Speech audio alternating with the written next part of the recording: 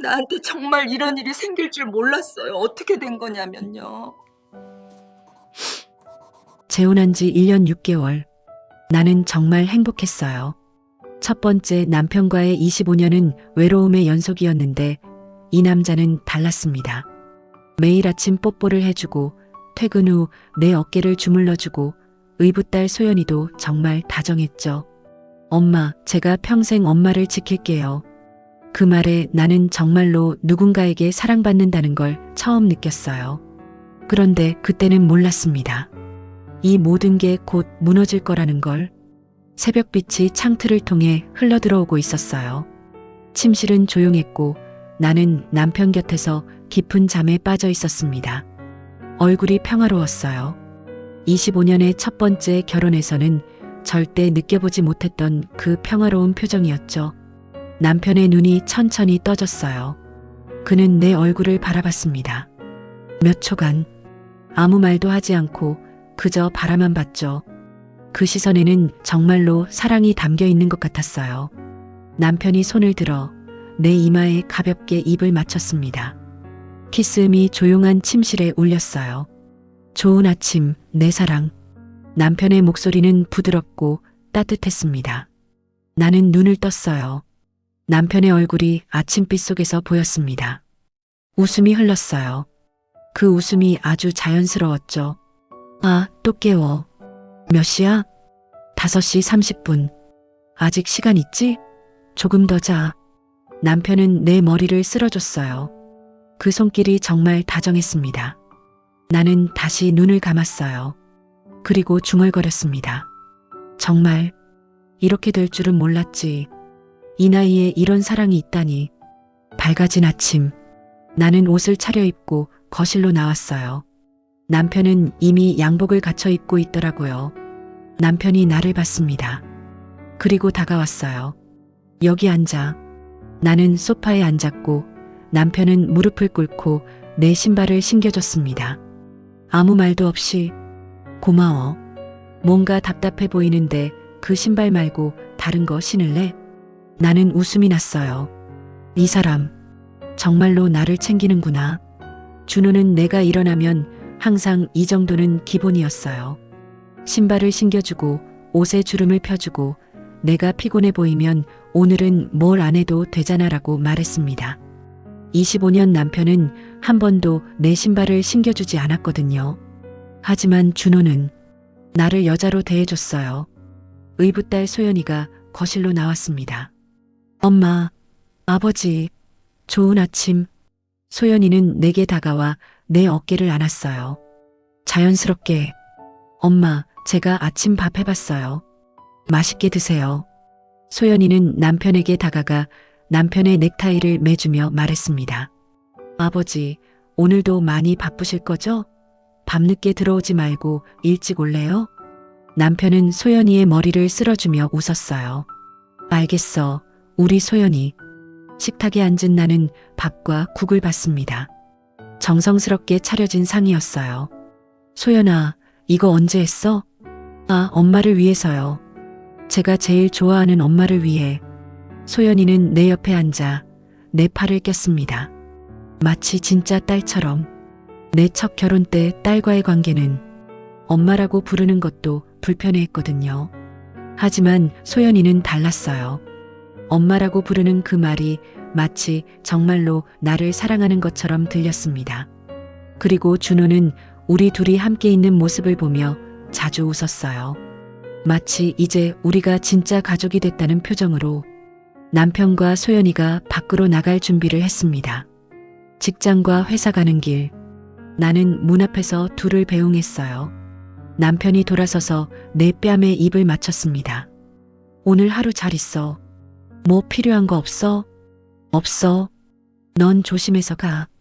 알겠어, 사랑. 그 말을 할 때의 남편 표정.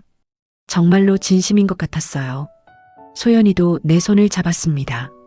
엄마, 퇴근하고 올 때 뭐 사올까? 엄마 요즘 피부가 푸석해 보여서 좋은 핸드크림 사올까? 고마워, 소연아. 엄마, 주말에 영화 봐요? 엄마가 보고 싶어 하던 영화 말이에요. 내 눈에 눈물이 맺혔어요.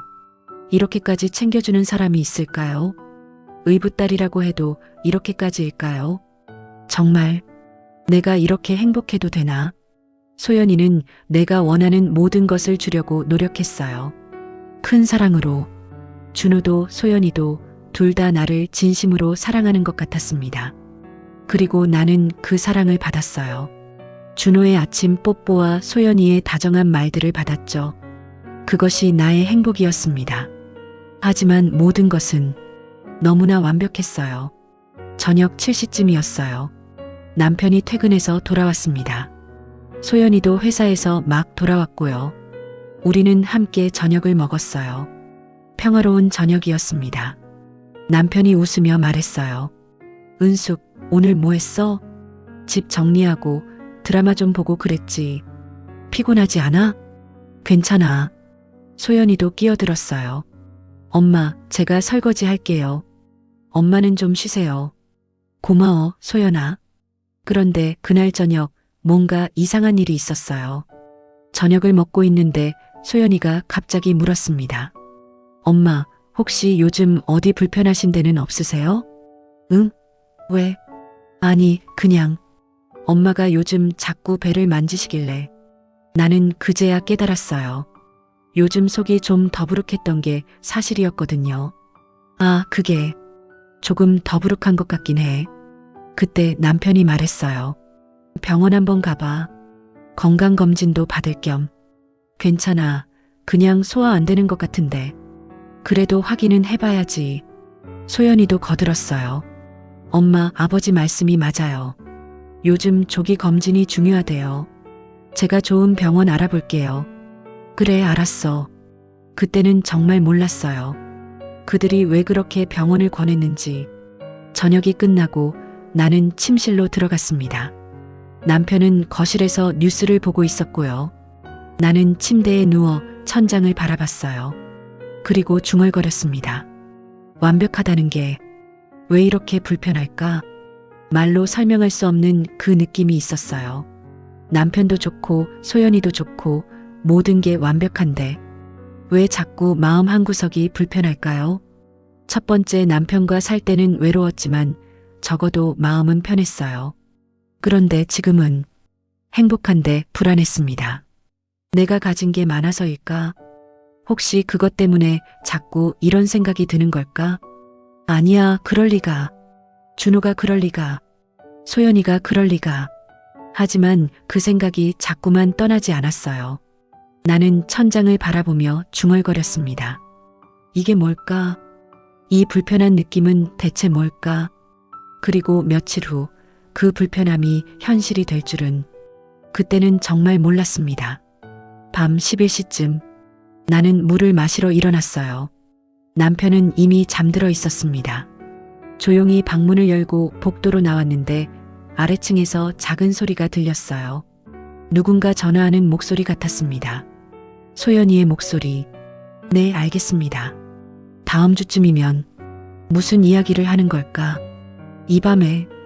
하지만 나는 더 듣지 않았어요. 그냥 소연이도 회사 일이 있겠지 하고 생각했습니다. 물을 마시고 다시 방으로 돌아왔어요. 그날 밤 나는 이상한 꿈을 꿨습니다. 누군가 내 손을 잡아당기는 꿈. 그 손이 따뜻한데 왜인지 무서웠어요. 엄마, 이리 와요. 제가 엄마를 지킬게요. 소연이의 목소리였어요. 하지만 그 목소리가 점점 차갑게 변해갔습니다. 나는 식은땀을 흘리며 깼어요. 가슴이 두근거렸습니다. 옆에서 남편은 여전히 자고 있었어요. 평화로운 얼굴로 나는 남편을 바라봤습니다. 너 정말로 날 사랑해? 그냥 궁금해서. 하지만 대답은 없었어요. 남편의 고른 숨소리만 들릴 뿐이었죠. 나는 다시 누웠습니다. 그리고 눈을 감았어요. 그때는 정말 몰랐습니다. 이게 마지막 평화로운 밤이 될 거라는 걸, 곧 모든 게 무너질 거라는 걸, 그 따뜻했던 손들이 사실은 나를 향해 뻗어온 위험한 손이었다는 걸, 그때는 정말 몰랐습니다. 그날 아침 나는 복통으로 깼어요. 배가 너무 아팠습니다. 식은땀이 흘렀어요. 신음소리가 저절로 나왔습니다. 남편이 놀라서 깼어요. 은숙, 괜찮아? 배가 너무 아파. 어디? 여기. 남편이 내 배를 눌렀는데 그 순간 너무 아파서 비명을 질렀습니다. 아, 병원 가야겠어. 지금 당장. 남편은 급하게 옷을 입었어요. 그리고 소연이를 깨웠습니다. 소연이가 헐레벌떡 뛰어왔어요. 엄마, 어떻게 된 거예요? 배가 너무 아파. 빨리 병원 가요. 남편과 소연이가 나를 부축해서 차에 태웠습니다. 응급실로 향했어요. 병원에 도착했을 때 의사 선생님이 급하게 검사를 했습니다. 급성 충수염이네요. 바로 수술 들어가야겠습니다. 수술이요? 네. 지금 상태가 좋지 않아요. 빨리 해야 합니다. 모든 게 너무 빨리 진행됐어요. 동의서에 사인하고 수술복으로 갈아입고 수술실로 들어갔습니다. 마취가 들어가기 전 남편과 소연이가 보였어요. 은숙, 걱정 마. 금방 끝날 거야. 엄마, 제가 여기서 기다릴게요. 걱정하지 마세요. 그 목소리들이 점점 멀어지고 나는 잠에 빠졌습니다. 수술이 끝나고 깨어났을 때 병실이었어요. 희미한 불빛 속에서 남편이 보였습니다. 은숙, 깼어? 응. 수술 잘 끝났어. 이제 괜찮을 거야. 고마워. 푹 쉬어. 내가 여기 있을게. 남편은 내 손을 잡아줬어요. 따뜻한 손이었습니다. 나는 다시 잠들었어요. 편안하게. 다음 날 아침, 소연이가 병실에 들어왔습니다. 손에는 죽 한 그릇을 들고, 엄마, 일어나셨어요? 응, 소연아. 제가 집에서 죽 끓여왔어요. 드세요.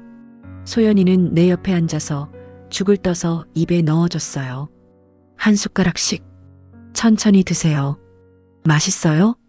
응. 고마워. 제가 엄마 좋아하시는 채소 넣어서 끓였어요. 따뜻했어요. 죽도 따뜻했고 소연이의 손길도 따뜻했습니다. 나는 소연이를 바라봤어요. 정말 다정한 얼굴이었습니다. 이 아이가 정말 나를 사랑하는구나. 의사 선생님이 들어왔어요. 정은숙 씨, 오늘 상태 어떠세요? 좀 나아진 것 같아요. 좋습니다. 그런데 경과를 좀 더 지켜봐야 할 것 같아요. 얼마나요? 일주일 정도 입원하시는 게 좋겠습니다. 일주일이라니 생각보다 길었어요. 그렇게 오래요? 염증이 좀 있어서요. 안전하게 치료하는 게 좋겠습니다. 남편이 말했어요. 알겠습니다, 선생님. 그렇게 하겠습니다. 의사 선생님이 나간 후 소연이가 말했어요. 엄마, 걱정 마세요. 제가 매일 올게요. 고마워, 소연아. 회사는 괜찮아? 괜찮아요. 엄마가 더 중요하죠. 소연이는 내 손을 꼭 잡았습니다. 그 손길이 따뜻했어요. 하루, 이틀, 사흘이 지났습니다. 남편은 매일 퇴근 후 병원에 왔고 소연이는 아침마다 죽을 끓여서 가져왔어요. 정말 잘 챙겨주더라고요. 엄마, 오늘은 호박죽 끓여왔어요. 고마워. 엄마, 제가 등 좀 주물러 드릴까요? 아니야, 괜찮아. 아니에요, 제가 해드릴게요. 소연이는 내 등을 주물러 줬어요. 정성스럽게. 이렇게 좋은 딸을 어디서 만날 수 있을까? 그런데 입원 4일째 되던 날이었어요. 소연이가 병실에 들어왔는데 손에 서류 봉투를 들고 있더라고요. 엄마, 잠깐 서류 좀 봐주실래요? 무슨 서류? 병원비 관련 서류예요. 보험 청구하려면 필요한 거래요. 아, 그래.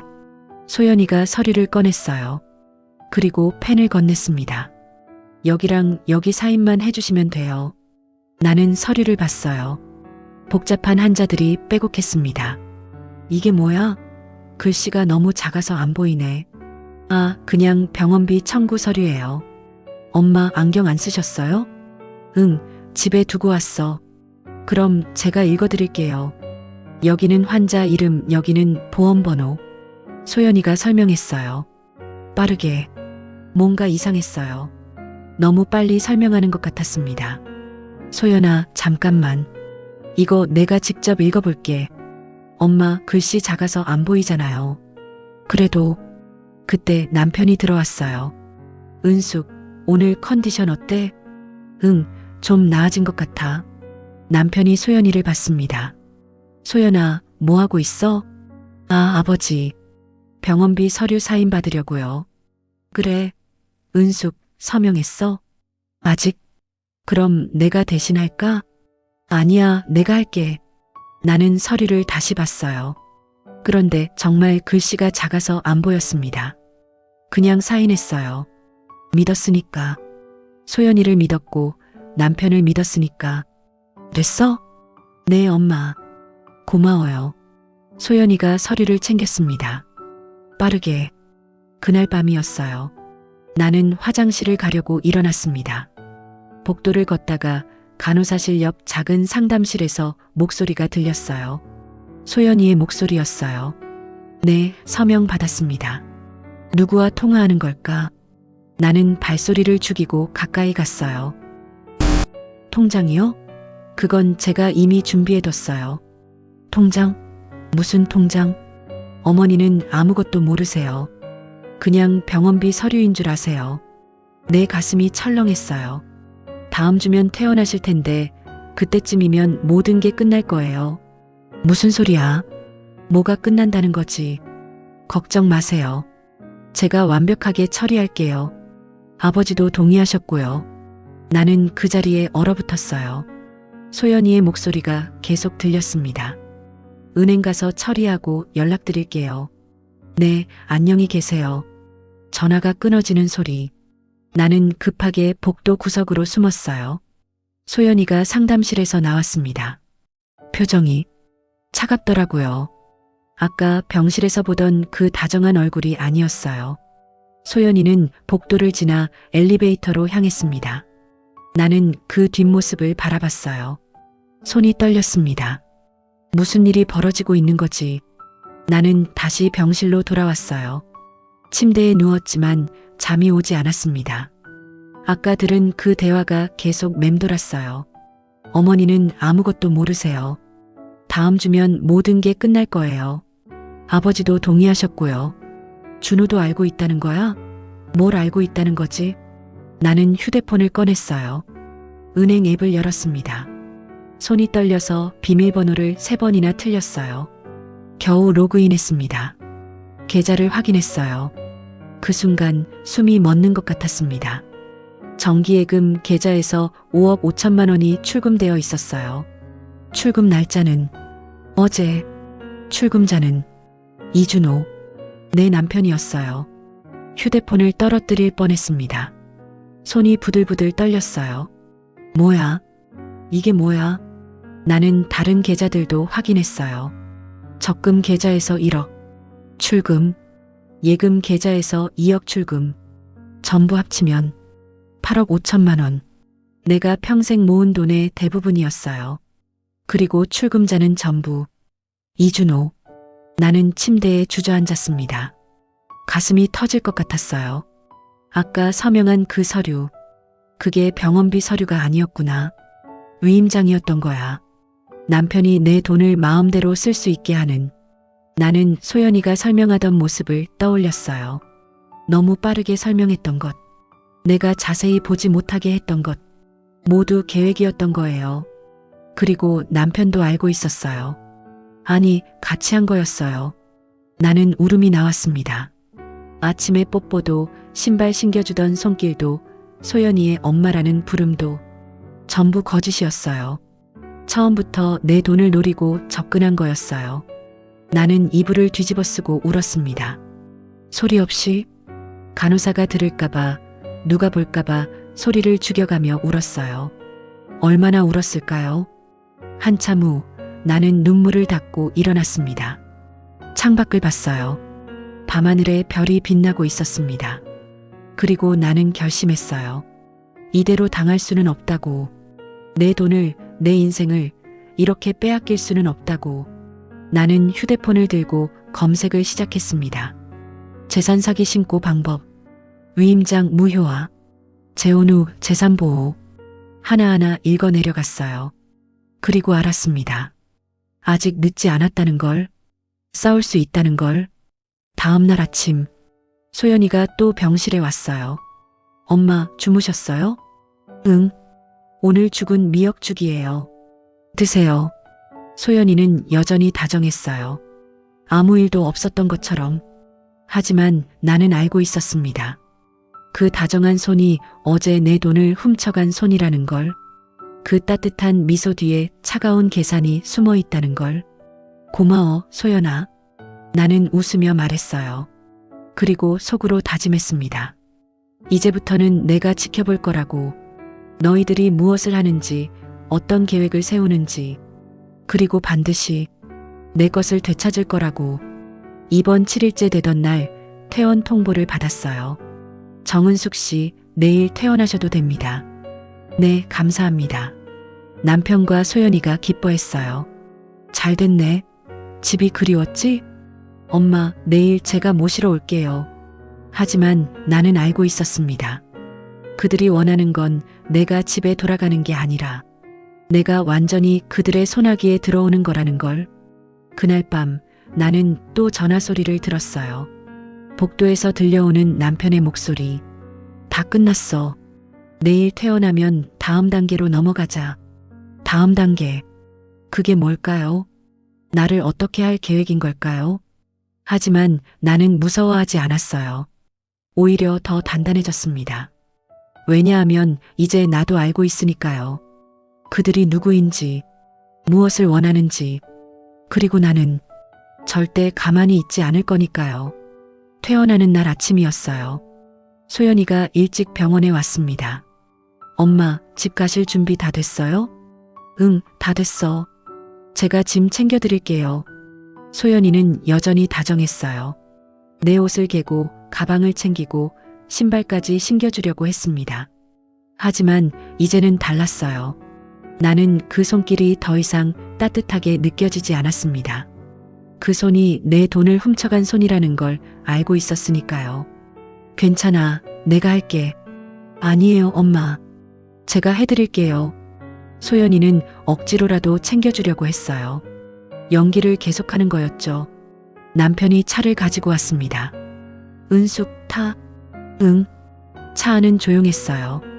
남편은 운전하면서 가끔 나를 봤습니다. 어때? 많이 나아진 것 같아? 응, 괜찮아. 집 가면 푹 쉬어. 집에 도착했어요. 현관문을 열고 들어갔습니다. 모든 게 똑같았어요. 변한 건 없었습니다. 아니, 변한 건 나였어요. 나는 이제 이 집을, 이 사람들을 다르게 보고 있었습니다. 은숙, 소파에 앉아. 내가 차 끓여줄게. 아니야, 괜찮아. 방에 좀 쉴게. 그래, 푹 쉬어. 나는 침실로 들어갔어요. 문을 닫고 침대에 앉았습니다. 그리고 생각했어요. 이제 어떻게 해야 하지? 법원에 신고해야 하나? 경찰에 가야 하나? 하지만 증거가 있나요? 위임장에 내가 서명한 건 사실이에요. 비록 속아서 한 거지만 나는 휴대폰을 꺼냈어요. 그리고 검색했습니다. 사기 위임장 무효화. 여러 글들이 나왔어요. 법률사무소 블로그, 상담 사례들. 읽으면서 알았어요. 쉽지 않다는 걸, 속았다는 걸 증명해야 하고 그들이 의도적으로 나를 속였다는 증거가 필요하다는 걸. 그런데 증거가 뭐가 있나요? 소연이의 전화 내용? 녹음한 것도 없어요. 통장 출금 내역? 위임장에 내가 서명했으니 합법이에요. 나는 한숨을 쉬었어요. 그때 방문이 열렸습니다. 남편이었어요. 은숙, 차 가져왔어. 고마워. 남편은 차를 놓고 내 옆에 앉았습니다. 요즘 무슨 생각 많이 하는 것 같아. 괜찮아? 응. 혹시 어디 불편한 데 있어? 남편이 내 손을 잡았어요. 예전 같았으면 따뜻하게 느껴졌을 손이었어요. 하지만 지금은 소름이 돋았습니다. 없어. 그냥 좀 피곤해서. 그래, 푹 쉬어. 내가 저녁 만들어줄게. 남편이 나갔어요. 나는 내 손을 봤습니다. 아직도 남편의 온기가 남아 있었어요. 하지만 그 온기가 이제는 역겹게 느껴졌습니다.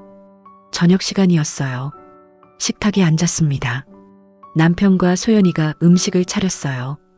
은숙 많이 먹어. 병원에서 고생했잖아. 엄마, 이거 드세요.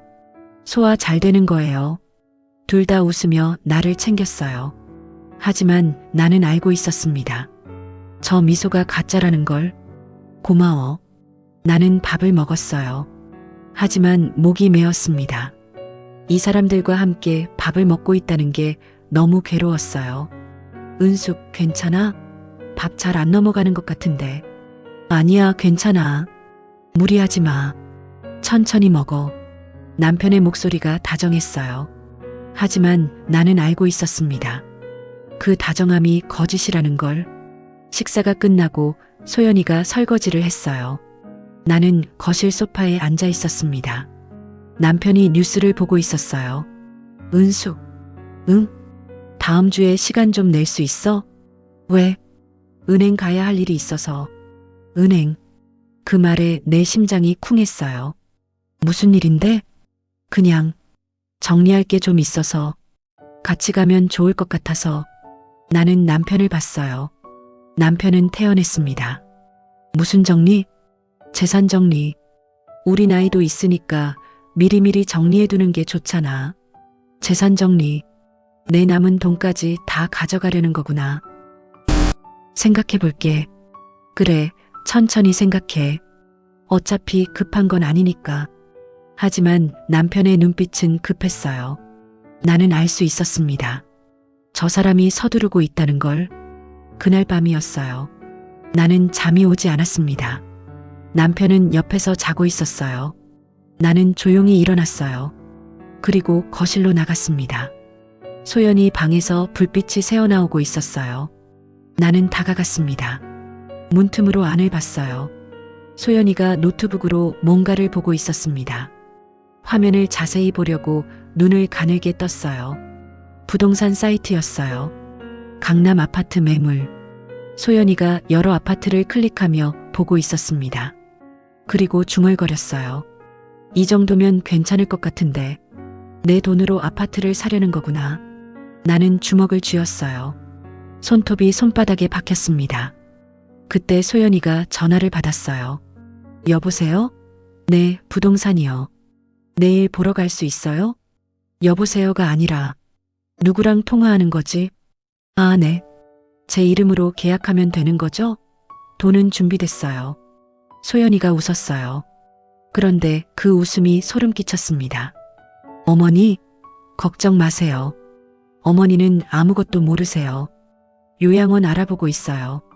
요양원. 나를 요양원에 보내려고?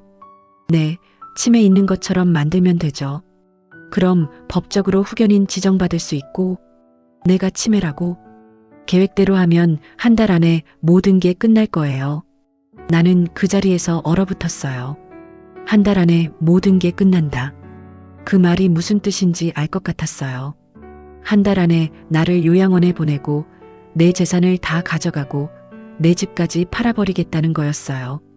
아버지도 동의하셨어요. 걱정 마세요. 역시 남편도 같이 한 거였어요. 나는 천천히 뒤로 물러났습니다. 발소리가 날까봐 조심스럽게 침실로 돌아왔어요. 침대에 앉아서 손을 봤습니다. 부들부들 떨리고 있었어요. 한 달밖에 시간이 없어요.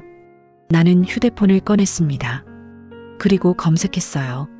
법률 상담 무료. 여러 법률 사무소가 나왔어요. 나는 그중 하나를 선택했습니다. 다음 날 아침 나는 거짓말을 했어요. 오늘 친구 만나러 나갈게. 괜찮아? 아직 쉬어야 하는 거 아니야? 괜찮아. 잠깐만 나갔다 올게. 남편은 걱정하는 척했어요. 그래, 조심해서 다녀와. 소연이도 웃으며 말했습니다. 엄마, 저녁 전에 오세요. 제가 맛있는 거 해놓을게요. 응. 나는 집을 나왔어요.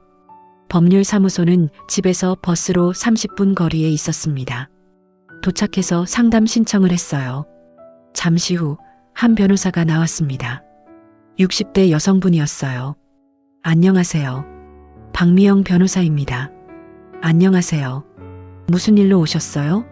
나는 그분 앞에 앉아서 모든 걸 말했어요. 재혼한 것, 남편과 의붓딸이 다정했던 것, 병원에서 서류에 서명한 것, 통장에서 돈이 빠져나간 것, 그들의 대화를 엿듣게 된 것, 모든 걸 말했습니다. 박 변호사는 조용히 들어주었어요. 그래서요. 제가 어떻게 해야 할까요? 박 변호사가 한숨을 쉬었습니다. 어려운 상황이네요. 어렵다는 게 무슨 뜻이에요? 일단 위임장에 서명하신 건 사실이죠? 네, 하지만 속아서 한 거예요. 그걸 증명할 수 있나요? 없어요. 녹음도 안 했고. 그럼 법적으로 싸우기 어렵습니다. 본인이 서명한 서류니까요. 내 얼굴이 창백해졌어요. 그럼 제가 그냥 당해야 하나요? 아니요. 방법은 있어요. 박 변호사가 말했습니다. 지금부터 증거를 모으세요. 그들의 대화를 녹음하고 메시지를 캡처하고 모든 정황을 기록하세요. 그게 도움이 될까요? 네. 조직적인 사기라는 걸 증명할 수 있어요. 그리고 박 변호사가 잠시 멈췄어요. 혹시 남편의 전 부인에 대해 아세요? 암으로 돌아가셨다고 들었어요. 그분의 사망 원인을 다시 조사해 볼 필요가 있을 것 같아요. 왜요? 소연 씨의 패턴을 보면 이게 처음이 아닐 수도 있어요. 그 말에 온몸에 소름이 돋았어요. 설마, 확실하진 않아요. 하지만 조사해 볼 가치는 있습니다. 나는 고개를 끄덕였어요. 알겠습니다. 그럼 제가 지금 당장 뭘 해야 하나요? 박 변호사가 명함을 건넸습니다. 증거를 모으세요. 녹음, 사진, 모든 것. 그리고 위험하다고 느끼면 즉시 연락하세요. 네, 감사합니다. 나는 법률사무소를 나왔어요. 길을 걸으며 생각했습니다. 이제 나도 싸울 준비를 해야 해요. 집으로 돌아오는 길 편의점에 들렀어요. 그리고 작은 녹음기를 샀습니다. 이제부터는 모든 걸 기록할 거예요. 그들의 대화, 그들의 계획, 모든 것. 집에 도착했을 때 소연이가 현관에서 나를 맞았어요. 엄마, 어디 갔다 왔어요? 오래 걸렸네. 응, 친구랑 오래 이야기했어. 그러셨구나. 피곤하시죠? 어서 들어오세요. 나는 소연이를 봤어요. 그 다정한 미소 뒤에 숨겨진 계획을 알고 있었습니다. 소연아. 네, 엄마. 고마워. 항상 나를 챙겨줘서. 소연이가 웃었어요. 당연하죠. 엄마잖아요. 엄마. 그 말이 이제는 칼처럼 느껴졌어요. 하지만 나도 웃었습니다. 그래, 고마워. 그날 밤 나는 녹음기를 베개 밑에 숨겼어요. 그리고 다짐했습니다. 이제부터는 내가 사냥꾼이 될 차례라고.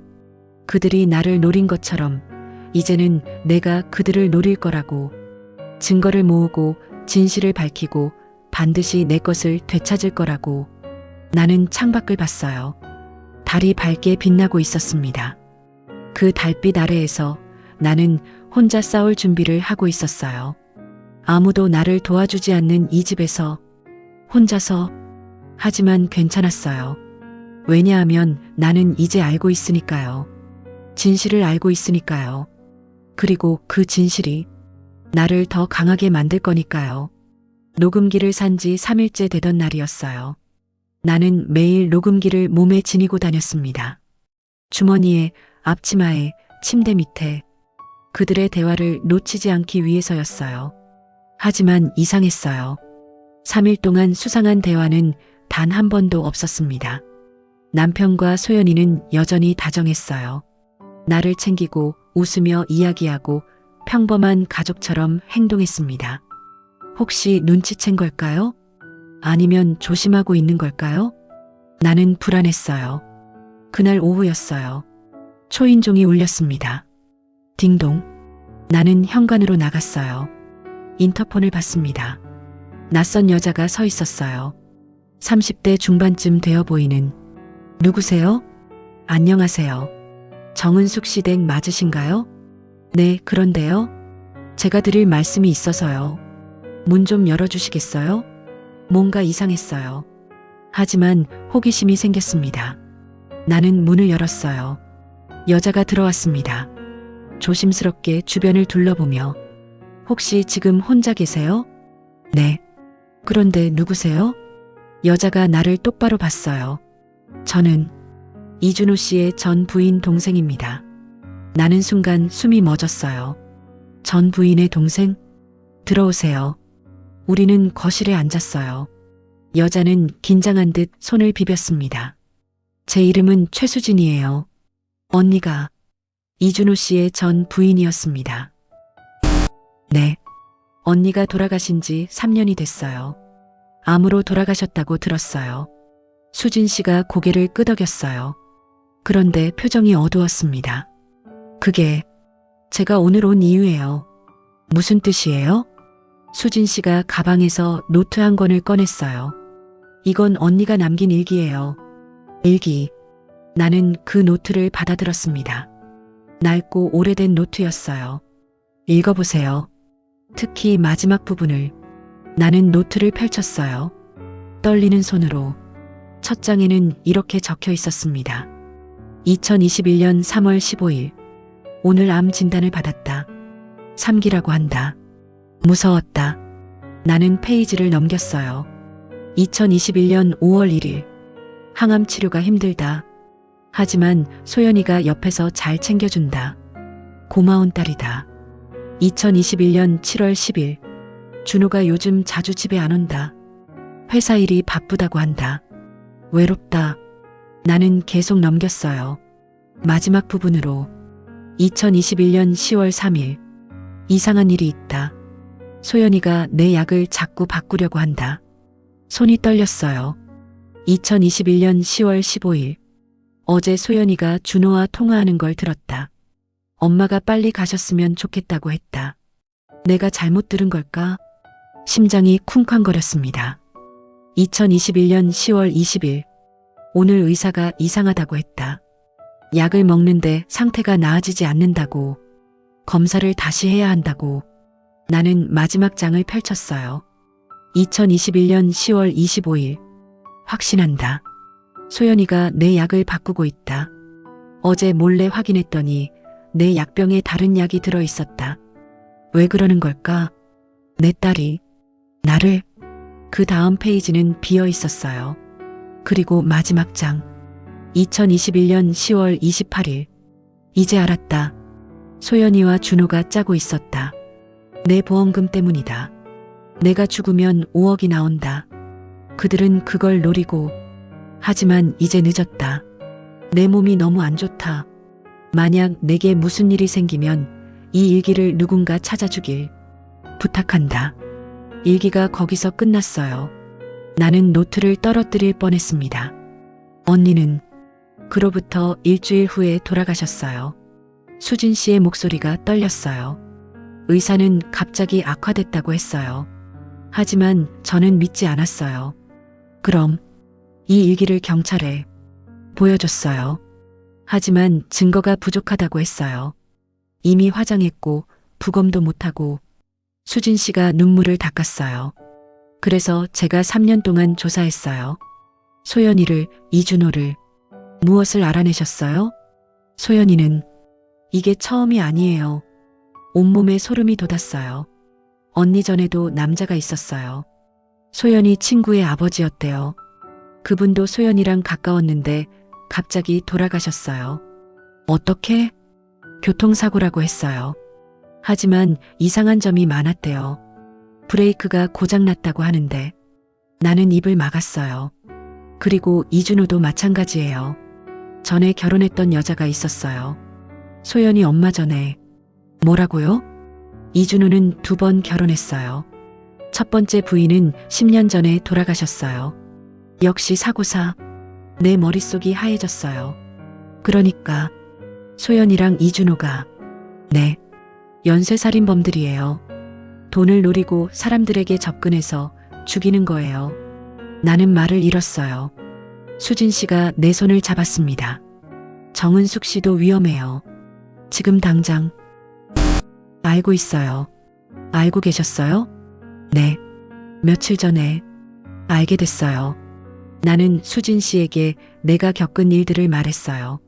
통장에서 돈이 빠져나간 것, 요양원 계획, 치매 조작 얘기. 수진 씨가 고개를 끄덕였어요. 역시 같은 수법이에요. 그런데 왜 이제야 오신 거예요? 정은숙 씨를 찾는데 시간이 걸렸어요. 이준호가 재혼했다는 걸 알고 혹시나 해서. 수진 씨가 눈물을 흘렸습니다. 제발 우리 언니처럼 되지 마세요. 나는 수진 씨를 안아줬어요. 안 돼요. 절대. 그럼 함께 싸워요. 제가 도와드릴게요. 어떻게요? 증거가 필요하잖아요. 제가 가진 자료들, 언니 일기 모두 드릴게요. 정말요? 네. 그리고 수진 씨가 가방에서 또 다른 서류를 꺼냈어요. 이건 이준호의 첫 번째 부인 사망 사건 자료예요. 제가 개인 탐정을 고용해서 조사했어요. 나는 서류를 받았어요. 사진들이 있었어요. 사고 현장, 차량, 그리고 브레이크 라인이 잘린 사진. 이거 고의로 자른 거예요. 하지만 경찰은 사고로 처리했어요. 왜요? 증거가 부족했대요. 그리고 이준호가 알리바이가 있었거든요. 그럼 소연이가? 아마도요. 모든 게 연결되고 있었어요. 이준호와 소연이 아버지와 딸이 아니라 범죄자 커플이었던 거예요. 제가 어떻게 해야 하죠?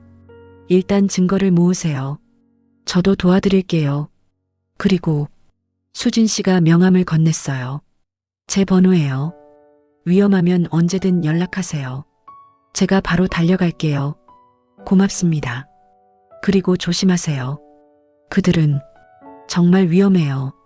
수진 씨가 일어섰어요. 저는 이만 가볼게요. 그들이 오기 전에. 네. 현관까지 배웅했어요. 수진 씨가 돌아서며 말했습니다. 꼭 살아남으세요. 우리 언니의 복수를 함께 해주세요. 네. 약속할게요. 수진 씨가 떠났어요. 나는 문을 닫고 거실로 돌아왔습니다. 일기장과 서류들을 봤어요. 이게 증거예요. 그들이 연쇄살인범이라는 증거. 나는 일기장을 안전한 곳에 숨겼어요. 침실 옷장 깊숙한 곳에. 그리고 휴대폰을 꺼내 박미영 변호사에게 전화했습니다. 여보세요, 변호사님. 저 정은숙이에요. 네, 무슨 일이세요? 새로운 증거를 찾았어요. 정말 중요한 거예요. 어떤 증거인데요? 나는 수진 씨에게 들은 모든 것을 말했어요. 박 변호사가 놀라는 소리가 들렸습니다. 정말이에요? 그럼 이건, 네, 연쇄살인 사건이에요. 지금 당장 경찰에 신고해야 해요. 하지만 증거가 충분할까요? 일기장과 사고조사 자료면 충분해요. 재조사를 요청할 수 있어요. 그럼 내일 사무실로 오세요. 같이 경찰서 갈게요. 감사합니다. 전화를 끊었어요. 내일이면 모든 게 끝나는 건가요?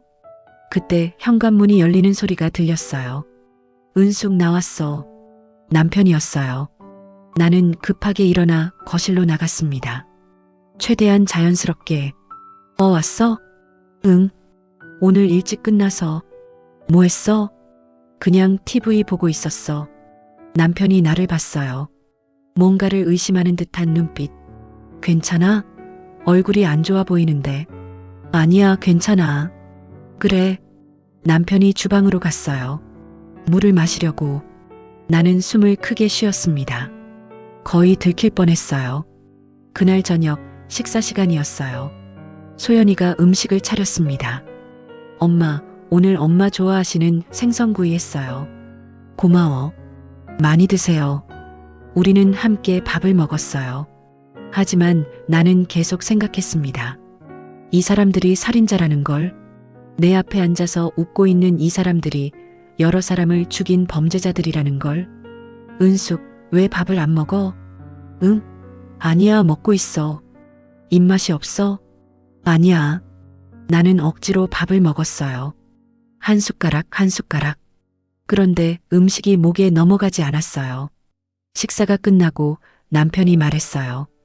은숙, 내일 시간 있어? 응? 왜? 은행 가야 한다고 했잖아. 내일 같이 가자. 은행. 또 무슨 짓을 하려는 거죠? 내일은 안 될 것 같아. 왜? 약속 있어? 응, 친구 만나기로 했어. 그럼 모레는? 모레도. 바빠. 남편의 표정이 굳었어요. 은숙, 왜 자꾸 피해? 피하는 게 아니라 요즘 이상해. 뭔가 숨기는 것 같아. 아니야. 정말로? 남편이 나를 똑바로 봤어요. 그 눈빛이 차가웠습니다. 은숙, 혹시 나한테 불만 있어? 없어. 그럼 왜 이래? 그냥 피곤해서. 소연이가 끼어들었어요. 아버지, 엄마가 아직 회복 중이시잖아요. 푹 쉬게 해드려요. 그래. 남편이 일어났어요. 그리고 거실로 갔습니다. 나는 소연이를 봤어요. 소연이는 웃고 있었습니다. 하지만 그 눈은 웃고 있지 않았어요. 그날 밤 나는 잠들지 못했어요. 내일 경찰서에 가면 모든 게 끝날까요? 그들이 체포될까요? 아니면 나는 천장을 바라봤습니다. 옆에서 남편이 자고 있었어요. 아니, 자는 척하고 있었어요. 나는 알 수 있었어요. 호흡이 고르지 않다는 걸. 그 사람도 깨어 있었어요. 그리고 무언가를 계획하고 있었어요. 나는 눈을 감았습니다. 내일이면 진짜 끝날 거예요. 그들과의 싸움이. 아니면 내 인생이. 다음 날 아침이었어요. 나는 일찍 일어났습니다. 남편보다 먼저. 오늘 박 변호사와 함께 경찰서에 가기로 한 날이었어요. 조용히 옷을 입고 가방을 챙겼습니다. 일기장과 서류들을 넣었어요. 거실로 나가는데 소연이가 주방에 서 있었어요. 엄마, 이른 아침에 어디 가세요? 깜짝 놀랐어요. 소연이가 깨어 있을 줄은 몰랐거든요. 아, 응. 병원 가려고. 병원이요? 어디 불편하세요? 아니야, 그냥 정기검진. 제가 같이 갈까요? 아니야, 괜찮아. 혼자 갈 수 있어. 소연이가 나를 봤어요. 그 눈빛이 뭔가 이상했습니다. 그래요? 그럼 조심해서 다녀오세요. 응. 나는 현관으로 향했어요. 신발을 신으려는데 소연이가 따라왔습니다. 엄마. 응? 요즘 엄마. 뭔가 이상해요. 심장이 쿵했어요. 무슨 소리야?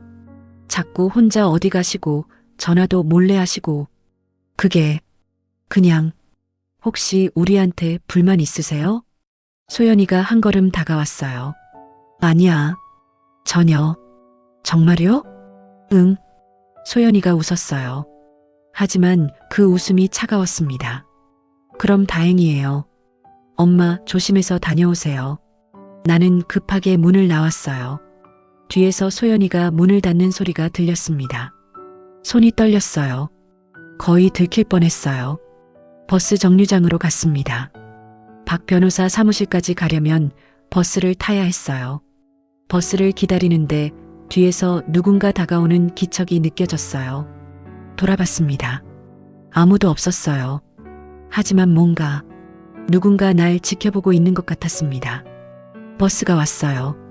나는 올라탔습니다. 뒤를 돌아봤어요. 정류장에 한 남자가 서 있었습니다. 모자를 깊게 눌러쓰고 얼굴이 보이지 않았어요. 그 남자가 나를 보고 있었어요. 버스가 출발했습니다. 나는 계속 뒤를 봤어요. 그 남자는 여전히 서 있었습니다. 30분 후 박 변호사 사무실에 도착했어요. 변호사님, 어서 오세요. 준비 다 되셨죠? 네. 나는 가방에서 일기장과 서류를 꺼냈어요. 박 변호사가 그것들을 받아들었습니다. 이게 전부인가요? 네. 전 부인의 동생이 준 거예요. 박 변호사가 일기를 읽기 시작했어요. 얼굴이 점점 굳어졌습니다. 이건 정말 심각하네요. 그죠? 네. 이 정도면 재수사를 요청할 수 있어요. 박 변호사가 일어났어요. 지금 바로 경찰서 가시죠. 네. 우리는 사무실을 나왔어요. 경찰서는 사무실에서 걸어서 10분 거리였습니다. 길을 걷는데 계속 뒤를 돌아봤어요. 누군가 따라오는 것 같았거든요. 정은숙 씨, 괜찮으세요? 네. 그냥 긴장되시죠? 네. 괜찮아요. 제가 옆에 있으니까요. 경찰서에 거의 다 왔어요. 건물이 보였습니다. 그때였어요. 갑자기 뒤에서 누군가 내 팔을 잡았어요. 으악! 돌아봤습니다. 남편이었어요. 은숙. 심장이 멎는 줄 알았어요. 준호? 어디 가는 거야? 남편의 목소리가 차갑게 식어 있었어요. 나. 박 변호사가 앞으로 나섰습니다. 저는 박미영 변호사입니다. 정은숙 씨의 법률 대리인이고요. 남편이 박 변호사를 봤어요. 변호사? 왜? 그건 정은숙 씨의 사생활이니까요. 은숙, 대체 무슨 짓을 하려는 거야? 남편이 내 팔을 더 세게 잡았어요. 아팠습니다. 놔줘. 경찰서 가려는 거지? 뭘 고소하려고? 어떻게? 소연이가 말했어. 내가 요즘 이상하다고. 뭔가 숨기고 있다고. 역시 소연이가 눈치챘던 거예요. 놔줘요. 안 돼. 너 지금 나한테 무슨 짓 하려는 건지 알아? 박 변호사가 남편의 손을 떼어냈어요. 지금 당장 손 놓으세요. 안 그러면 제가 폭행으로 신고하겠습니다. 폭행? 이건 부부간의 문제예요. 부부라도 폭력은 범죄입니다. 남편이 손을 놨어요. 하지만 나를 노려봤습니다. 은숙, 집에 가자. 우리 얘기 좀 하자. 싫어. 뭐? 난 안 가. 은숙, 저는 지금 경찰서에 갑니다.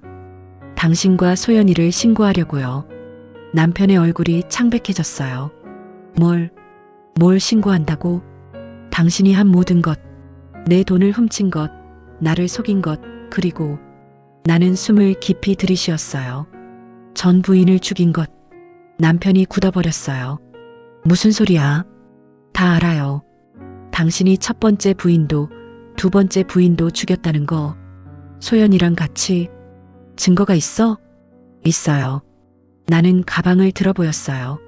전 부인의 일기예요. 그리고 사고조사 자료도 있어요. 남편의 얼굴이 일그러졌어요. 은숙, 너 이제 끝이에요. 당신의 게임은. 나는 박 변호사와 함께 경찰서로 들어가려고 했어요. 그런데 남편이 갑자기 소리쳤어요. 은숙, 내가 그러면 안 돼. 왜요? 소연이가 지금 집에 있어. 심장이 철렁했어요. 그게 무슨, 내가 경찰서 간다는 거 알면 소연이가 뭘 할지 몰라. 남편의 눈빛이 진지했어요. 무슨 소리예요? 소연이는 미쳤어. 자기 계획이 틀어지면 뭐든지 해. 당신이 무슨 말을 하는 거예요? 나도 피해자야. 소연이한테 협박당하고 있었어. 뭐라고요? 거짓말 마세요. 진짜야. 소연이가 내 약점을 잡고 있어. 내가 안 도우면 나도 죽인다고 했어. 남편이 무릎을 꿇었어요. 제발 날 믿어줘. 나도 피해자라고. 나는 남편을 내려다봤어요. 이게 진짜일까요? 아니면 또 거짓말인가요? 박 변호사가 말했어요. 정은숙 씨, 속지 마세요. 저런 건 전형적인 가해자의 변명이에요. 하지만 지금 경찰서 들어가시면 됩니다. 나는 고개를 끄덕였어요. 하지만 마음 한구석이 불안했습니다. 소연이가 정말 집에 있다면 혹시 뭔가 할까요? 우리는 경찰서 안으로 들어갔어요. 민원실로 갔습니다. 신고하러 왔습니다. 경찰관이 우리를 봤어요. 무슨 신고인가요? 살인 사건이요. 그리고 사기. 경찰관의 얼굴이 진지해졌어요. 잠시만요. 형사님 모시고 올게요. 잠시 후 형사 한 분이 나왔습니다. 40대 남자였어요. 김형사입니다. 무슨 일로 오셨어요? 박 변호사가 서류를 건넸어요. 이 사건 좀 봐주세요. 연쇄살인 의심 사건입니다. 김형사가 서류를 받아들었어요. 그리고 읽기 시작했습니다. 얼굴이 점점 굳어졌어요. 이게 사실인가요? 네. 피해자 본인이 여기 있습니다. 김형사가 나를 봤어요. 정은숙 씨죠? 네. 일단 조사실로 가시죠. 자세히 들어야 할 것 같습니다. 우리는 조사실로 갔어요. 나는 처음부터 끝까지 모든 것을 말했습니다. 재혼한 것, 행복했던 것, 입원한 것, 돈이 사라진 것, 전 부인 동생을 만난 것, 모든 것을. 김 형사는 조용히 들었어요. 그리고 메모했습니다. 일기장 좀 볼 수 있을까요? 네. 김 형사가 일기를 읽었어요. 그리고 한숨을 쉬었습니다. 이건 정말 심각하네요. 그죠? 네. 일단 이준호 씨와 이소연 씨를 조사해야겠습니다. 지금 바로요? 네. 지금 바로. 김 형사가 전화를 걸었어요. 순찰차 한 대 보내주세요. 용의자 2명 연행해야 합니다. 전화를 끊고 김 형사가 말했어요. 정은숙 씨 집 주소 알려주세요. 나는 주소를 말했어요. 지금 순찰차가 갈 겁니다. 2사람을 연행해서 조사하겠습니다. 감사합니다. 그런데 그때였어요. 김 형사의 전화가 울렸습니다. 네, 김 형사입니다. 네, 뭐라고요? 김 형사의 얼굴이 굳어졌어요. 알겠습니다. 바로 가겠습니다. 전화를 끊고 김 형사가 나를 봤어요. 정은숙 씨, 큰일 났습니다. 무슨 일이에요? 방금 신고가 들어왔어요. 정은숙 씨 댁에서 화재가 발생했다고. 내 머릿속이 하얘졌어요. 뭐라고요? 지금 소방차가 출동했대요. 소연이는요? 소연이는 괜찮아요? 그건 아직 확인 안 됐다고. 나는 벌떡 일어났어요. 가봐야 해요. 지금 당장. 박 변호사가 내 손을 잡았어요. 진정하세요. 진정이요? 우리 집이 불타고 있는데. 함정일 수도 있어요. 함정? 소연 씨가 일부러 불을 낸 거예요. 증거를 없애려고. 그 말에 정신이 번쩍 들었어요. 맞아요. 일기장도 서류도 모두 집에. 아니, 잠깐. 일기장은 여기 있어요. 나는 가방을 들어보였어요. 제가 가지고 나왔어요. 박 변호사가 안도의 한숨을 쉬었어요. 다행이네요. 김 형사가 말했어요. 일단 현장에 가봐야겠습니다. 같이 가시겠어요? 네. 우리는 경찰차를 타고 집으로 향했어요. 차 안에서 나는 창밖을 봤습니다. 가슴이 두근거렸어요. 소연이는 괜찮을까요? 아니, 왜 내가 소연이를 걱정하는 거지? 하지만 그래도 사람이 다치면 안 되잖아요. 20분 후 집에 도착했어요. 소방차가 여러 대 와 있었습니다. 연기가 하늘로 올라가고 있었어요. 으악, 내 집이 불타고 있었어요. 나는 차에서 뛰어내렸어요. 우리 집. 소방관들이 불을 끄고 있었습니다. 안에 사람 있어요. 나는 소리쳤어요. 소방관이 달려왔어요. 누가 있나요? 제 의붓딸이요. 소연이요. 지금 확인하고 있습니다. 잠시 후 소방관 한 명이 나왔어요. 하지만 아무도 없었습니다. 안에 아무도 없습니다. 뭐라고요? 집이 비어 있어요. 소연이가 없다고요? 그럼 어디 간 거죠? 김 형사가 다가왔어요. 정은숙 씨, 이거 보세요. 김 형사가 휴대폰을 보여줬어요. 문자였어요. 발신자는 이준호. 은숙 미안해. 소연이랑 떠난다. 다시는 연락하지 마. 나는 말을 잃었어요. 떠났다고? 도망친 거예요. 박 변호사가 말했어요. 증거를 없애고 도망친 거죠. 하지만 일기장은 그건 몰랐겠죠. 당신이 가지고 나온 줄. 나는 불타는 집을 봤어요. 내 인생이 통째로 불타고 있었습니다. 하지만 동시에 자유였어요. 그들이 사라졌어요. 이제 더 이상 나를 위협하지 않아요. 김 형사가 말했어요. 전국에 수배령을 내리겠습니다. 공항, 항구, 모든 곳에. 잡을 수 있을까요? 꼭 잡겠습니다. 나는 고개를 끄덕였어요. 그리고 불타는 집을 봤습니다. 타들어가는 내 집. 하지만 이상하게도 슬프지 않았어요. 오히려 후련했습니다. 모든 게 끝났으니까요. 집이 불타는 걸 보고 나서 일주일이 지났어요. 나는 작은 원룸에서 지내고 있었습니다. 박 변호사가 구해준 임시 거처였어요. 집도 없고 돈도 대부분 없고 이제 남은 건 몸뚱이 하나뿐이었어요. 하지만 살아 있었어요. 그것만으로도 감사했습니다. 경찰은 이준호와 소연이를 찾고 있었어요. 전국에 수배령이 내려졌습니다. 공항, 항구, 버스터미널 모든 곳에 그들의 사진이 붙었어요. 하지만 일주일이 지나도 소식이 없었어요. 마치 증발해버린 것처럼 나는 매일 경찰서에 전화했습니다. 아직도 못 찾았나요? 죄송합니다. 아직 단서가 없습니다. 어떻게 이렇게 오래 계속 찾고 있습니다. 조금만 기다려주세요. 기다리라고요. 언제까지요? 그날 오후였어요. 박 변호사에게서 전화가 왔습니다. 정은숙 씨, 지금 시간 되세요? 네. 사무실로 좀 와주실 수 있어요? 중요한 소식이 있어요. 무슨 소식인데요? 전화로는 직접 와주세요. 나는 급하게 옷을 입고 나갔어요. 박 변호사 사무실까지는 지하철로 30분 거리였습니다. 도착해서 사무실 문을 열었어요. 박 변호사가 심각한 표정으로 앉아 있었습니다. 그리고 그 옆에 최수진 씨가 있었어요. 수진 씨? 안녕하세요, 정은숙 씨. 무슨 일이에요? 박 변호사가 말했어요. 앉으세요. 할 이야기가 있어요. 나는 앉았어요. 가슴이 두근거렸습니다. 소연이를 찾았나요? 아니요. 아직은. 그럼 박 변호사가 서류를 건넸어요.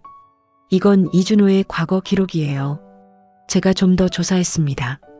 나는 서류를 받았어요. 이게 뭔데요? 이준호는 진짜 이준호가 아니에요. 뭐라고요? 본명은 김태식. 15년 전에 이름을 바꿨어요. 손이 떨렸어요. 왜 이름을 바꾼 거죠? 범죄 기록을 숨기려고. 박 변호사가 다른 서류를 꺼냈습니다. 김태식, 그러니까 이준호는 20년 전에 사기죄로 수감된 적이 있어요. 사기죄? 네. 여자들한테 접근해서 돈을 뺏는 수법이었어요. 나는 입을 막았어요. 그럼 처음부터? 네. 처음부터 당신을 노린 거예요. 수진 씨가 말했어요. 우리 언니도 마찬가지였어요. 처음부터 계획된 거였죠. 그럼 소연이는? 박 변호사가 한숨을 쉬었어요. 소연이도 진짜 딸이 아니에요. 뭐라고요? 이준호의 첫 번째 부인한테 진짜 딸이 있었어요. 하지만 그 딸은 15년 전에 이미 죽었어요. 내 머릿속이 하얘졌어요. 그럼 지금 소연이는 공범이에요. 이준호랑 함께 범죄를 저지르는 모든 게 거짓이었어요. 아버지와 딸이라는 것도 가족이라는 것도 전부 거짓. 그럼 둘의 관계는 아마 연인이거나 사업 파트너일 거예요. 나는 소파에 주저앉았어요. 그럼 나는 완전히 속은 거네요. 죄송해요. 하지만 이제라도 알게 돼서 다행이에요. 박 변호사가 물을 건넸습니다. 진정하세요. 나는 물을 마셨어요. 하지만 목이 메었습니다. 그런데 왜 갑자기 이 얘기를 하는 거예요? 박 변호사와 수진 씨가 눈을 마주쳤어요. 사실은 뭐예요? 이준호가 연락을 했어요. 심장이 쿵했어요. 누구한테요? 저한테요. 수진 씨가 말했어요. 어젯밤에 전화가 왔어요. 뭐라고 했는데요? 거래를 하자고 했어요. 거래? 자기가 소연이를 넘겨주겠대요. 대신 자기는 풀어달라고. 나는 믿을 수 없었어요. 소연이를 배신한다고요? 네. 모든 게 소연이 짓이라고 하더라고요. 그게 말이 돼요? 박 변호사가 말했어요. 가해자들이 자주 쓰는 수법이에요. 서로 배신하면서 책임을 떠넘기는 거죠. 그럼 어떻게 해야 하죠? 일단 경찰한테 알려야 해요. 하지만 그 사람이 또 도망가면?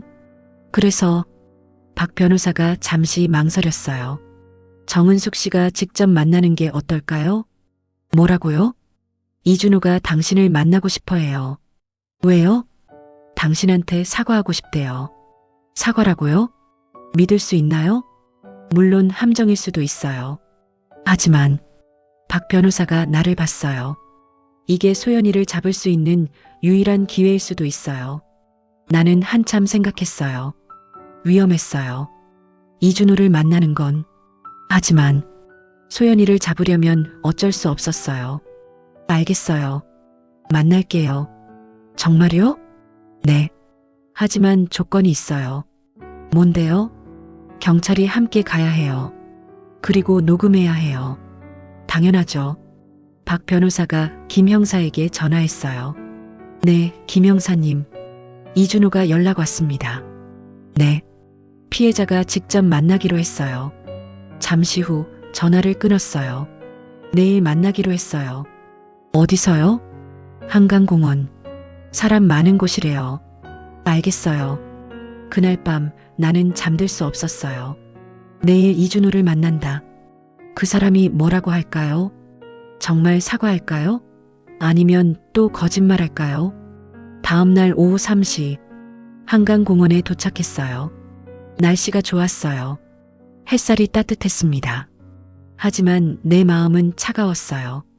박 변호사와 김 형사가 함께 왔어요. 저기 저분이에요? 김 형사가 가리켰어요. 벤치에 한 남자가 앉아 있었습니다. 이준호였어요. 일주일 만에 보는 남편의 모습? 아니, 이제는 남편이 아니죠.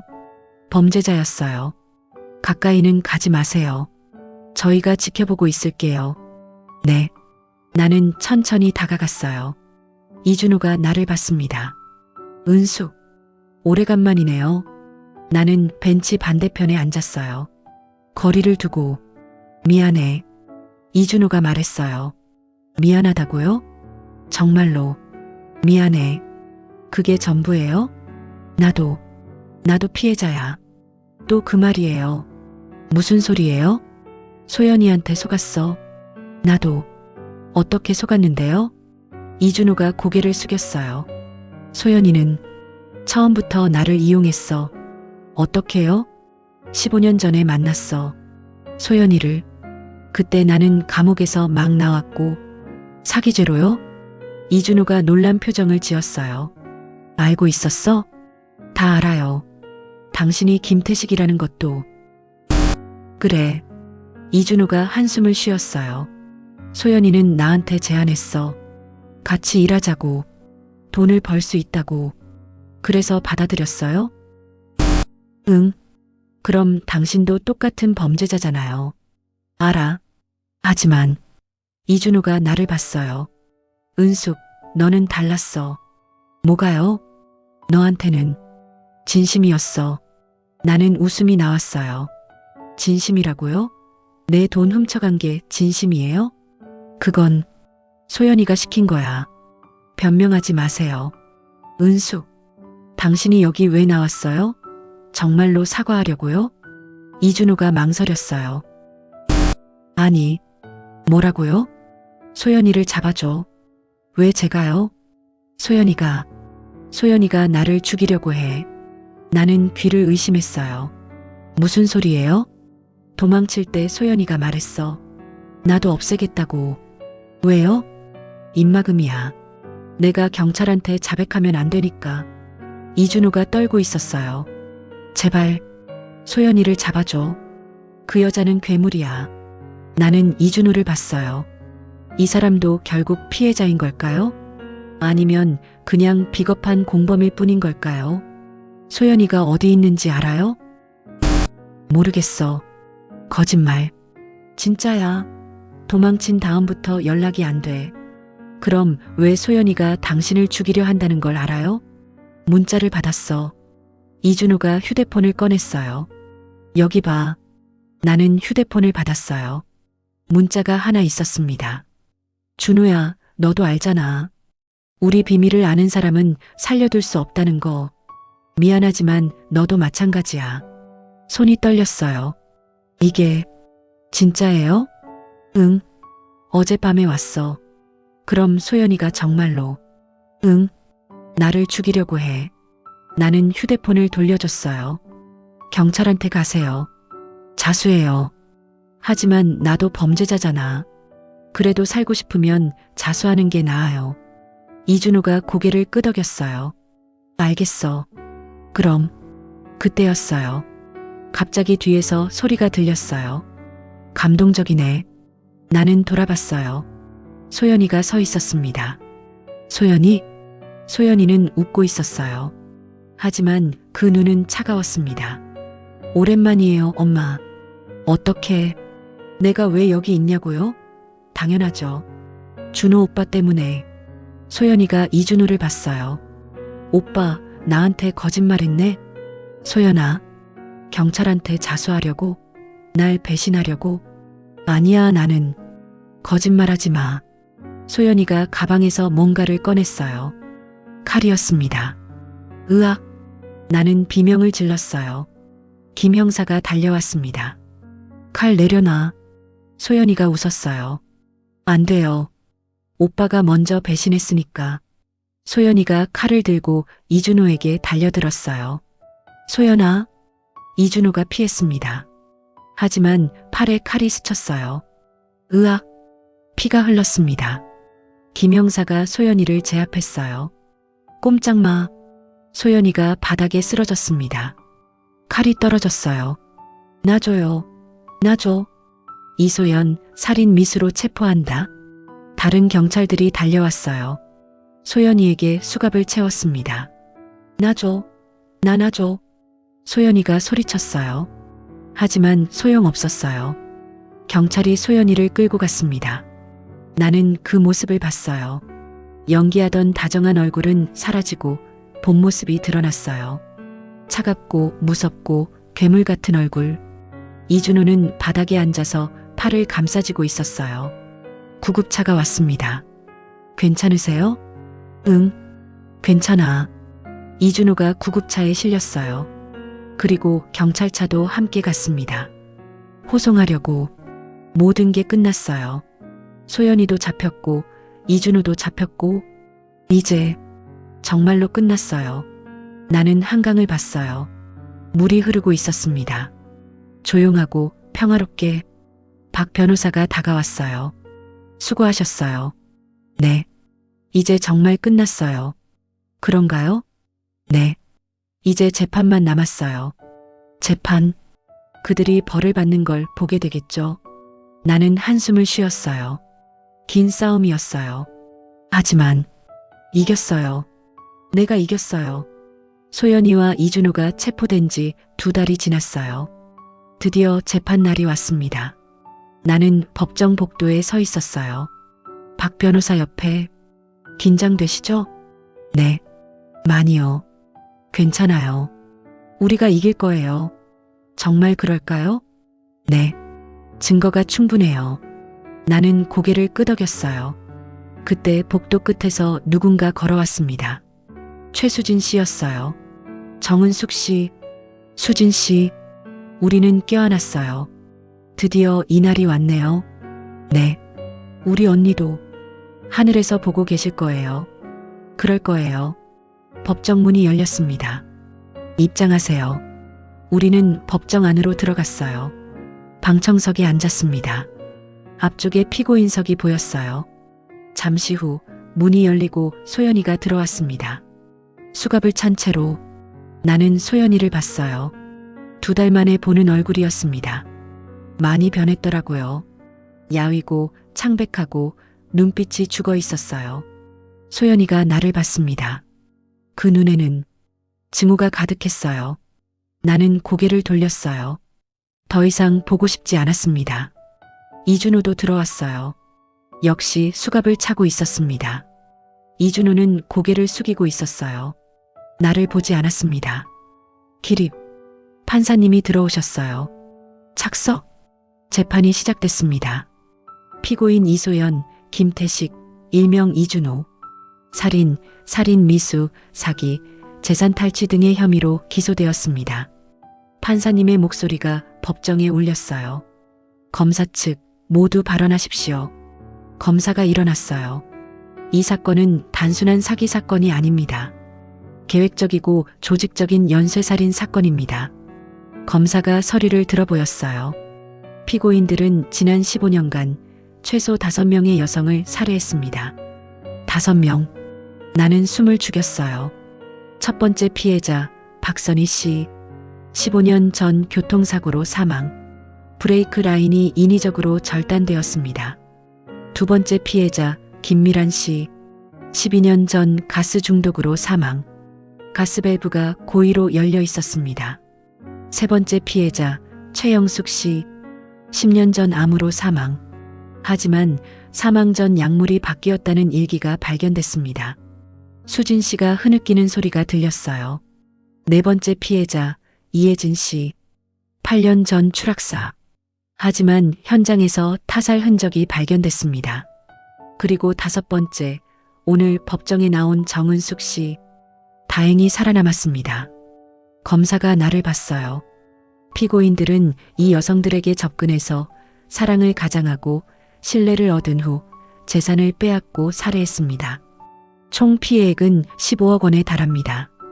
법정이 술렁였어요. 피고인 이소연은 주도적으로 범행을 계획하고 실행했으며 피고인 김태식은 공범으로 가담했습니다. 이들의 범행은 매우 악질적이며 반성의 기미도 없습니다. 검찰은 피고인 이소연에게 무기징역을, 피고인 김태식에게 징역 30년을 구형합니다. 검사가 앉았어요. 이제 변호인 차례였습니다. 소연이의 변호사가 일어났어요. 피고인은 어려운 환경에서 자랐습니다. 어린 시절 학대를 받았고 나는 그 말을 들으며 화가 났어요. 변명이었어요. 그냥 변명. 하지만 검사 측 증거에 반박할 수 없습니다. 다만 피고인이 반성하고 있음을 말씀드립니다. 반성이라고요? 소연이를 봤어요. 소연이는 고개를 숙이고 있었지만 반성하는 것 같지 않았어요. 이준호의 변호사도 일어났습니다. 피고인 김태식은 이소연의 협박에 못 이겨 범행에 가담했습니다. 또 그 말이에요.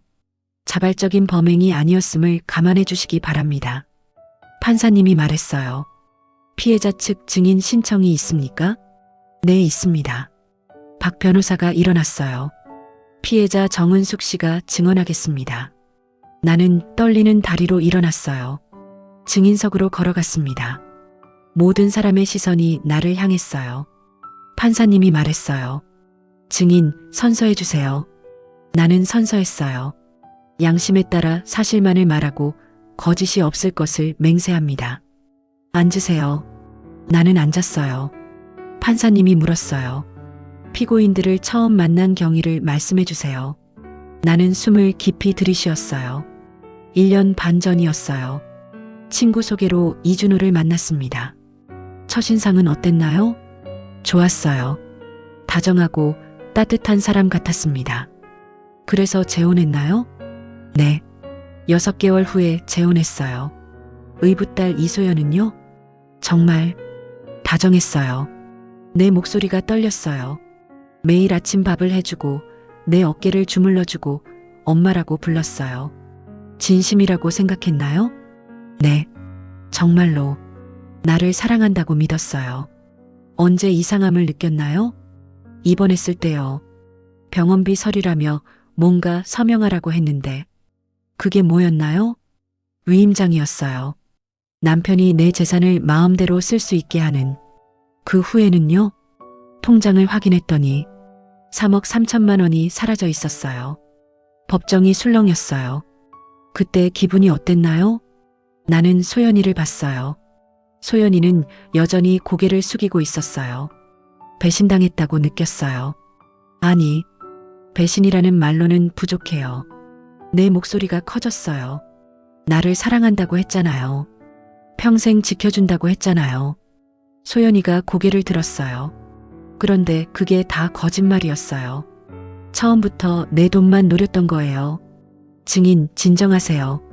진정이요? 나는 울먹였어요. 저는 이 사람들한테 진심이었어요. 정말로 가족이 되고 싶었어요. 하지만 그들은 나를 사냥감으로 밖에 안 봤어요. 눈물이 흘렀어요. 제발 이런 일이 다시는 일어나지 않게 해주세요. 알겠습니다. 자리에 앉으세요. 나는 증인석에서 내려왔어요. 방청석으로 돌아가는데 소연이가 소리쳤어요. 거짓말. 모두가 소연이를 봤어요. 조용히 하세요. 판사님이 말했지만 소연이는 계속 소리쳤어요. 내가 당신을 정말로 사랑했어요. 나는 멈춰섰어요. 매일 밥 해주고 챙겨주고 정말로 엄마처럼 모셨잖아요. 피고인, 당신이 날 배신한 거예요. 경찰한테 신고해서. 소연이의 목소리가 떨렸어요. 우리 그냥 행복하게 살 수 있었잖아요. 나는 돌아봤어요. 행복하게 살자고요? 내 돈 다 훔쳐놓고? 그건 필요했어요. 뭐가 필요했는데요? 우리 미래가. 소연이가 울고 있었어요. 당신 돈으로 우리가 새로 시작할 수 있었어요. 내 돈으로요? 당신들 미래를요? 나는 웃음이 나왔어요. 그럼 난 어떻게 되는 건데요? 당신은. 소연이가 말을 멈췄어요. 당신은 뭐예요? 죽어도 되는 사람이에요? 아니에요. 거짓말하지 마세요. 나를 요양원에 보내려 했잖아요. 치매 있는 것처럼 만들려고 했잖아요. 그게 사랑이에요? 그게 가족이에요? 소연이는 대답하지 못했어요. 피고인, 더 이상 발언하지 마세요. 판사님이 경고했어요. 증인은 자리로 돌아가세요. 나는 방청석으로 돌아왔어요. 손이 떨렸어요. 화가 났습니다. 이준호도 일어났어요. 판사님, 피고인 김태식, 저도 할 말이 있어요. 하십시오. 이준호가 나를 봤어요. 은숙 미안해. 정말로 미안해. 나는 너를 정말 사랑했어. 거짓말. 아니야. 진짜야. 이준호의 목소리가 떨렸어요. 처음엔 돈 때문에 접근한 게 맞아. 하지만 시간이 지나면서 너를 진짜 사랑하게 됐어. 믿을 수 없어요. 알아. 하지만 사실이야. 그럼 왜 내 돈을 훔쳐갔어요? 소연이가 시켰어. 안 그러면 나를 죽인다고 했어. 또 소연이 탓이에요? 진짜야. 이준호가 소리쳤어요. 소연이는 괴물이야. 나도 피해자라고. 소연이가 이준호를 봤어요. 그 눈빛이 정말 차갑더라고요. 피고인 김태식, 앉으세요. 판사님이 말했어요. 더 이상 변론은 없습니까? 없습니다. 그럼 선고는 2주 후에 하겠습니다. 퇴정? 재판이 끝났어요. 소연이와 이준호가 끌려나갔습니다. 나는 자리에 앉아서 한참 있었어요. 모든 게 끝난 건가요? 박 변호사가 손을 잡았어요. 수고하셨어요. 감사합니다. 이제 선고만 기다리면 돼요. 그들이 벌을 받을까요? 네, 분명히요. 2주 후 다시 법정에 왔어요. 선고 날이었습니다. 판사님이 말했어요. 피고인 이소연 살인 5건, 살인 미수 1건, 사기 5건으로 무기징역을 선고합니다. 무기징역? 소연이가 비명을 질렀어요. 안 돼, 안 돼. 피고인 김태식 살인 공범 5건, 사기 5건으로 징역 30년을 선고합니다. 이준호는 고개를 숙였어요. 피고인들은 즉시 수감됩니다. 재판이 끝났어요. 진짜로 끝났어요. 나는 법정을 나왔어요. 햇살이 눈부셨습니다. 수진 씨가 울고 있었어요. 언니, 이제 편히 쉬세요. 나도 눈물이 났어요. 하지만 슬픈 눈물이 아니었어요. 후련한 눈물이었습니다. 박 변호사가 말했어요. 이겼어요. 우리가. 네, 이겼어요. 나는 하늘을 봤어요. 구름이 천천히 흘러가고 있었습니다. 모든 게 끝났어요. 긴 싸움이 끝났어요. 그리고 나는 살아남았어요. 혼자서. 하지만 괜찮았어요. 왜냐하면 이제 알고 있으니까요. 내가 얼마나 강한 사람인지, 내가 얼마나 용감한 사람인지, 그리고 그 누구도 다시는 나를 무너뜨릴 수 없다는 걸. 재판이 끝난 지 1년이 지났어요. 나는 작은 카페 앞에 서 있었습니다. 간판에는 이렇게 적혀 있었어요. 은숙이네 카페. 내 이름을 건 카페였어요. 문을 열고 들어갔습니다. 따뜻한 커피 향이 코를 찔렀어요. 어서 오세요. 카운터에서 젊은 여자가 웃으며 인사했어요. 아르바이트생이었습니다. 사장님, 오늘 손님 많았어요. 그래, 다행이네. 나는 앞치마를 두르고 카운터에 섰어요. 이게 내 새로운 일상이었습니다. 보험금과 법원에서 돌려받은 돈으로 이 카페를 열었어요. 크지 않은 공간이었지만 내 것이었습니다. 처음으로 온전히 내 것인 공간. 손님들이 들어왔어요. 아메리카노 한 잔이요. 네, 잠시만요. 커피를 내리며 생각했어요. 1년 전에 나는 어떤 사람이었을까? 재혼해서 행복하다고 믿었던 여자. 남편과 의붓딸에게 속았던 여자. 모든 걸 잃을 뻔했던 여자. 하지만 지금은 달라요. 이제는 나를 지킬 수 있는 여자가 됐어요. 여기요. 커피를 건넸어요. 감사합니다. 손님이 웃으며 받아갔습니다. 저녁 무렵이었어요. 손님들이 빠져나가고 카페가 조용해졌습니다. 문을 정리하려는데 초인종이 울렸어요. 죄송한데요. 문 닫았어요. 은숙 씨? 돌아봤어요. 최수진 씨였습니다. 수진 씨, 오랜만이에요. 우리는 껴안았어요. 어떻게 찾아왔어요? 박 변호사님한테 들었어요. 카페 열었다고. 그랬구나. 들어와요. 수진 씨가 들어와 자리에 앉았어요. 나는 커피를 내렸습니다. 여기요. 고마워요. 우리는 마주 앉았어요.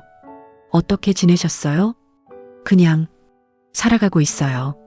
수진 씨가 카페를 둘러봤어요. 여기 좋네요. 따뜻해요. 고마워요. 그런데 무슨 일로 오셨어요? 수진 씨가 가방에서 편지 한 통을 꺼냈어요. 이거 소연이한테 왔어요. 내 심장이 쿵했어요. 소연이요? 네. 저한테 편지를 보냈어요. 왜요? 읽어보세요. 나는 편지를 받았어요. 봉투에는 최수진에게라고 적혀 있었습니다. 꺼내서 읽었어요. 수진 씨에게 오랜만입니다. 이소연입니다. 이 편지를 쓰는 게 맞는 건지 모르겠어요. 하지만 쓰지 않으면 평생 후회할 것 같아서 씁니다. 미안합니다. 정말로 미안합니다. 언니를 죽인 것 용서받을 수 없다는 거 알아요. 하지만 그래도 말하고 싶었어요. 나도 사람이었어요. 한때는 그냥 평범한 여자였어요. 하지만 언제부턴가 돈이 전부가 됐어요. 돈만 있으면 행복할 수 있다고 생각했어요. 틀렸어요. 돈으로는 행복을 살 수 없더라고요. 지금 감옥에 있으면서 깨달았어요. 내가 진짜로 원했던 건 돈이 아니라 사랑이었다는 걸. 누군가 날 진심으로 사랑해주는 것. 하지만 이제 너무 늦었어요. 수진 씨, 그리고 은숙 씨에게도 전해주세요. 정말로 미안하다고. 용서해달라는 게 아니에요. 그냥 미안하다고 말하고 싶었어요. 이소연. 편지를 다 읽고 나는 한참 있었어요. 뭐라고 말해야 할지 몰랐습니다. 어떻게 생각하세요? 수진 씨가 물었어요. 글쎄요. 나는 편지를 내려놨어요. 진심일까요? 아니면 또 거짓말일까요? 모르겠어요. 저도요. 우리는 한참 침묵했어요. 용서할 수 있어요? 수진 씨가 물었습니다. 모르겠어요. 정직한 대답이었어요. 저도 모르겠어요. 언니는 돌아오지 않는데 소연이 미안하다고 한다고 뭐가 달라지나요? 맞아요. 하지만 수진 씨가 커피를 마셨어요. 그래도 살아는 가야죠. 네.